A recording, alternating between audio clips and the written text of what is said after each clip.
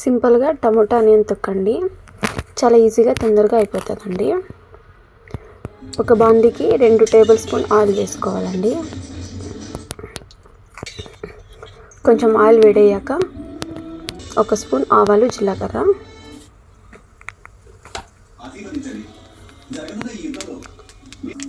కొంచెం కరివేపాకు ఫ్రెష్గా ఉండేది,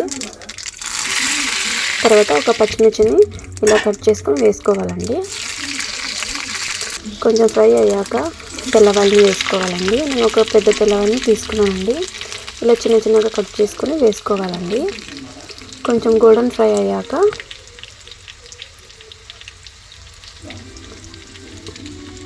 ఒక ఎర్రగడ్డను అయితే చాలా చిన్నగా కాకుండా కొంచెం పెద్ద ముక్కగా కట్ చేసుకొని వేసుకోవాలండి.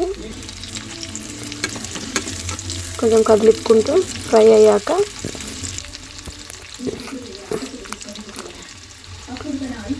కొంచెం నూనెలో బాగా మగ్గాక 3 పెద్ద సైజులో ఉండే టమాటాని కోసుకొని వేసుకోవాలండి.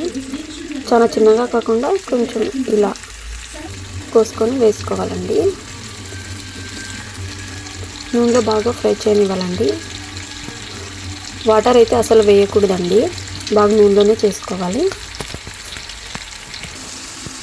కొంచెం మగ్గాక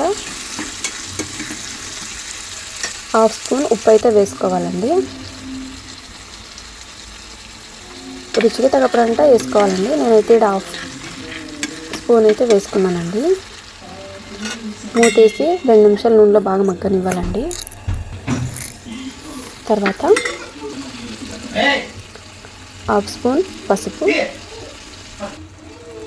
1.5 స్పూన్ కారం పొడి వేసి బాగా కదిలిపాలండి.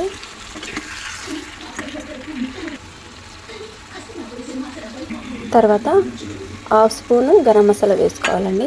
నేనైతే ఇక్కడ ఆచి గరం మసాలా తీసుకున్నానండి.